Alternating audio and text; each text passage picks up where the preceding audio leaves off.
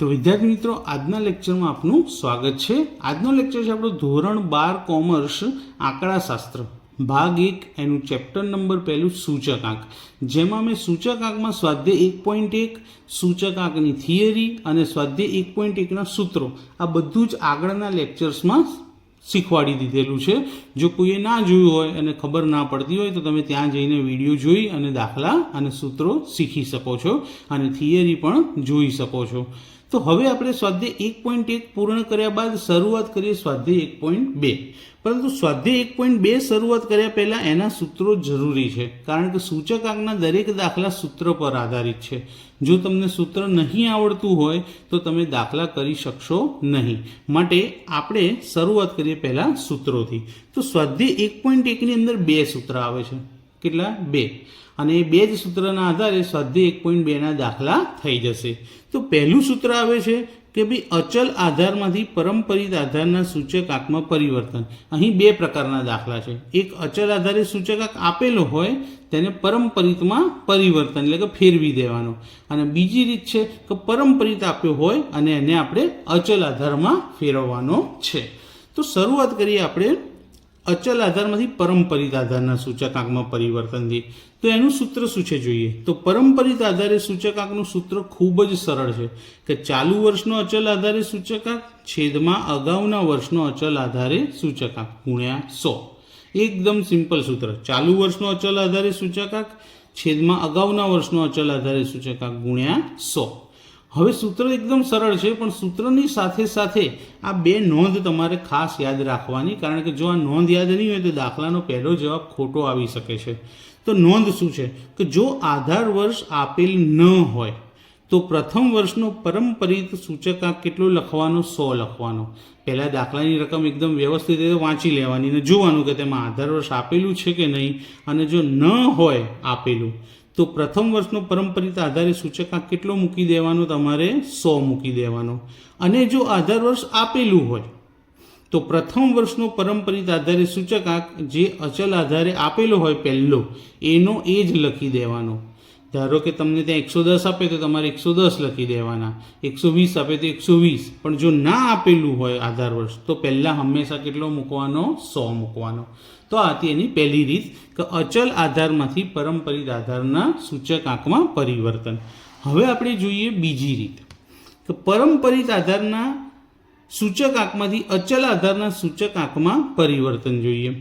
तो आ सूत्र थोड़ुंक डिफिकल्ट है, कारण के सूत्रनी अंदर पहली वखत छेदमां 100 आया है। पहला केवुं बाजुमां गुण्या 100 आवता हता। आ सूत्र बधा करता अलग है। तो अचल आधारे सूचकांक शोधवो होय परंपरितमांथी तो शू करवानुं कि चालू वर्षनो परंपरित आधारे सूचकांक गुण्या अगाउना वर्षनो अचल आधारे सूचकांक अने छेदमां 100। फरीथी चालू वर्षनो परंपरित आधारे सूचकांक गुण्या अगाउना वर्षनो अचल आधारे सूचकांक छेदमां 100। अने आनी अंदर पण नोंध आपेली छे कि जो प्रथम वर्षनो जे सूचकांक होय तेने ज अचल आधारना सूचकांक तरीके लखी लेवो, एनो जवाब बदलाय नहीं। तो पहलो सूचकांक जवाबमां एनो ए ज लखवानो, बदलवानो नहीं।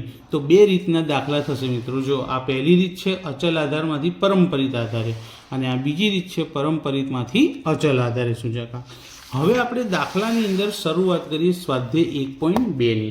स्वाध्याय 1.2 शरू करता पहला हूँ तमने चोपड़ीमां एनी रकम देखाड़ी दऊं एक वखत। तमारी पासे पण चोपड़ी होय तो तमे राखजो खुल्ली, सरळता रहेशे। स्वाध्याय 1.2 અહીં આપેલું છે। સ્વાધ્યાય 1.2 માં જોઈએ તો એક રાજ્યના વર્ષ 2008 થી 2014 સુધીના કૃષિ ઉત્પાદનના પરંપરિત આધારે મેળવેલ સૂચકાંક નીચે મુજબ છે। એટલે કે આપણને જે સૂચકાંક આપેલો છે એ પરંપરિત આધારે છે। કેવા આધારે છે મિત્રો? પરંપરિત આધારે। અને તેને શેમાં ફેરવવાનો છે આપણે? અચલ આધારે સૂચકાંકમાં। તો અહીં પહેલો દાખલો છે પરંપરિતમાંથી અચલ આધારનો, અને એમાં આધાર વર્ષ આપેલું છે। પણ પરંપરિતમાંથી જ્યારે આપણે અચલ આધારે સૂચકાંક શોધતા હોઈએ ત્યારે આધાર વર્ષ આપેલ હોય કે ના આપેલ હોય કોઈ ફરક પડતો નથી। તો શરૂઆત કરીએ। દાખલા નંબર પહેલો કે પરંપરિતમાંથી અચલ આધારે સૂચકાંક અને આધાર વર્ષ 2007। હવે કોષ્ટકની અંદર આપણે સૂત્ર નહીં લખી શકીએ, અહીંયા આગળ જો જગ્યા ઓછી પડશે એટલે સૂત્ર પહેલાં લખી દીધું કે અચલ આધારે સૂચકાંક બરાબર ચાલુ વર્ષનો પરંપરિત આધારે સૂચકાંક ગુણ્યા અગાઉના વર્ષનો અચલ આધારે સૂચકાંક છેદમાં 100. હવે સૂત્રની અંદર અગાઉના વર્ષનો અચલ આધારનો સૂચકાંક જરૂરી છે, એટલા માટે પ્રથમ વર્ષની અંદર જે હોય એનો એ જ જવાબ લખી નાખવાનો, એ જવાબ બદલાશે નહીં. તો અહીંયા પહેલો જવાબ શું છે 100, તો આપણા દાખલાની અંદર પણ પહેલો અચલ આધાર કેટલો આવશે 100. જો અહીંયા 120 હોત તો અહીંયા 120 લખી દેતા, પણ 100 છે તો 100 લખીએ છીએ. હવે 2009 તો સૂત્ર શું છે? ચાલુ વર્ષનો પરંપરિત. તો ચાલુ વર્ષનો પરંપરિત છે 110 ગુણ્યા અગાઉના વર્ષનો અચલ આધાર અહીંથી જોવાનો કેટલો છે 100 અને છેદમાં પણ કેટલા આવશે 100. હવે જ્યાં સુધી જવાબ નહીં શોધાય ત્યાં સુધી દાખલો આગળ વધશે નહીં. તો અહીંયા જો 100 ઉડી જશે, જવાબ કેટલો આવશે 110. તો બીજો જવાબ મળી ગયો. ફરીથી હવે 2010નું શોધીએ. તો ચાલુ વર્ષનો પરંપરિત કેટલો છે 95 ગુણ્યા અગાઉના વર્ષનો અચલ કેટલો મળ્યો 110 અને કેટલા વડે ભાગવાના એને 100 વડે. તો 95 ગુણ્યા 110 ભાગ્યા 100 જવાબ આવશે 104.5. એ જ રીતે આગળ 2011નું જોઈએ. તો 2011માં ચાલુ વર્ષનો પરંપરિત કેટલો છે 108 ગુણ્યા અગાઉના વર્ષનો અચલ આધારે કેટલો છે 104.5 અને ભાગ્યા કેટલા કરવાના છે આપણે 100. તો 108 ગુણ્યા 104.5 ભાગ્યા 100 જવાબ મળશે આપણને 112.86. એ જ રીતે 2012નો જોઈએ. ચાલુ વર્ષનો પરંપરિત 120 ગુણ્યા અગાઉના વર્ષનો અચલ આધાર 112.86 છેદમાં 100. હવે આનો ગુણાકાર કરીએ અને 100 વડે ભાગાકાર કરીએ તો જવાબ આવશે 135.43. આ બધી જ ગણતરી આપણે કેલ્ક્યુલેટરની અંદર કરવાની છે. માટે જો તમે સાથે કેલ્ક્યુલેટર લઈને બેસશો અને જોડે જોડે ગણતરી પણ કરતા જશો તો તમને પ્રેક્ટિસ પણ મળશે અને ખબર પણ પડી જશે કે જવાબ કેવી રીતે આવ્યો. અને બધાને નિયમ તો યાદ જ હશે કે જવાબ હંમેશા 2 અંકમાં જ લખાય અને ત્રીજો અંક જો 5 અથવા 5થી મોટો હોય તો આગળ ઉમેરવાનો અને જો 1 થી 4માં હોય તો નહીં ઉમેરવાનો. હવે ચાલુ વર્ષનો કેટલો છે 106 અને અગાઉનો અચલ આધાર કેટલો છે 135.43 છેદમાં 100. હવે 106નો અને 135.43નો ગુણાકાર અને એને ભાગ્યા કેટલા કરવાના 100. તો 143.56. એ જ રીતે ફરી 110 આવ્યો તો 110 ગુણ્યા અગાઉનો કેટલો છે 143.56 છેદમાં 100. તો ગુણાકાર કરી અને 100 વડે ભાગશો તો કેટલા મળશે મિત્રો 157.92.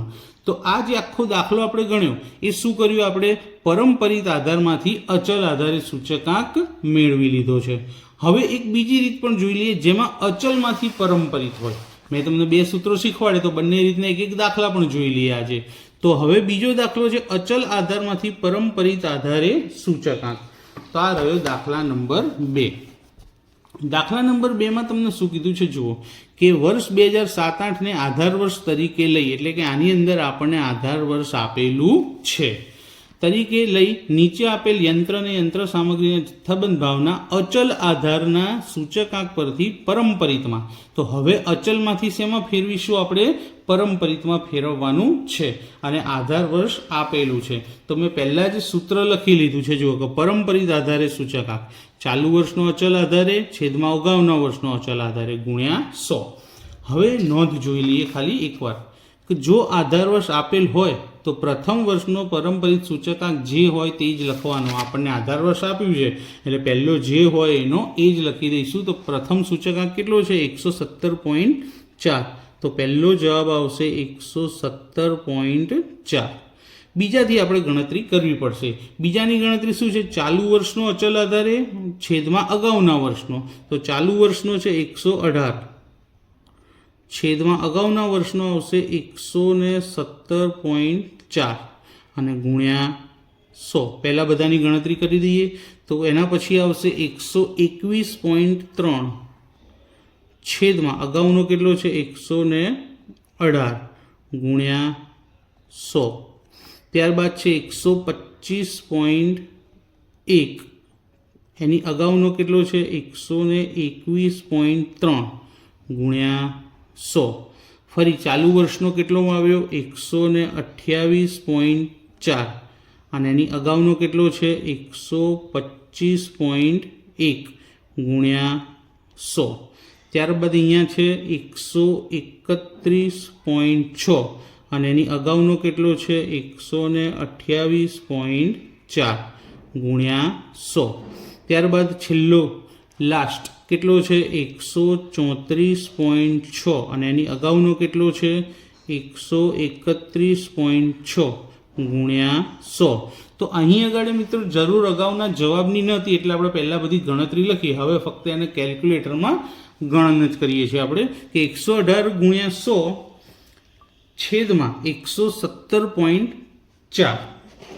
તો આપણે જવાબ શું લખીશું એનો 100.51. કેલ્ક્યુલેટરમાં ગણતરી તમે કરી શકો 118 ગુણ્યા 100 ભાગ્યા 117.4 તો જવાબ આવશે 100.51. એ જ રીતે 121.3 ગુણ્યા 100 અને ભાગ્યા 118 તો જવાબ આવશે 102.80. ત્યારબાદ 125.1 ગુણ્યા 100 અને ભાગ્યા 121.3 અને એનો જવાબ મળશે આપણને 103.13. હવે મેં આટલી ગણતરી તો કરી, હવે બાકીની ગણતરી હું તમને બતાડી જ રહ્યો છું, પણ તેમ છતાં જો તમને એવું લાગતું હોય કે દાખલો આવડી ગયો છે તો વિડીયોને પોઝ કરીને બાકીના 3 જવાબ પહેલાં તમે ગણનયંત્ર એટલે કે કેલ્ક્યુલેટરથી મેળવી લો, પછી વિડીયો ચાલુ કરીને જુઓ કે તમે કરેલી ગણતરી સાચી છે કે નહીં. જેથી શું થશે, કોન્ફિડન્સ લેવલ વધશે અને તમારી ગણતરી પણ સુધરશે. તો હવે આગળ જોઈએ 128.4 ગુણ્યા 100 ભાગ્યા 125.1 એનો જવાબ આવશે 102.64. ત્યારબાદ 131.6 ગુણ્યા 100 ભાગ્યા 128.4 અને આપણને એનો જવાબ મળે છે 102.49. અને છેલ્લી ગણતરી 134.6 ગુણ્યા 100 અને છેદમાં 131.6 અને એનો આન્સર આપણને મળે છે 102.28.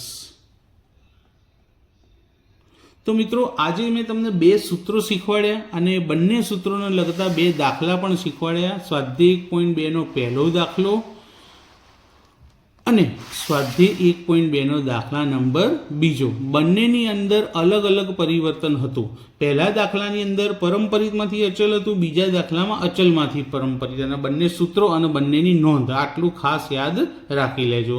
તો મિત્રો તમને આજનો લેક્ચર કેવો લાગ્યો મને કોમેન્ટ કરી જરૂરથી જણાવજો અને તમારા બીજા ફ્રેન્ડ્સ, તમારા જે સ્કૂલના ક્લાસમેટ્સ હોય એ લોકોને વિડીયો શેર કરજો, જેથી મને આગળ બીજા વધારાના વિડીયો બનાવવા માટે પ્રોત્સાહન અને પ્રેરણા મળે. ચલો, તો થેન્ક યુ વેરી મચ.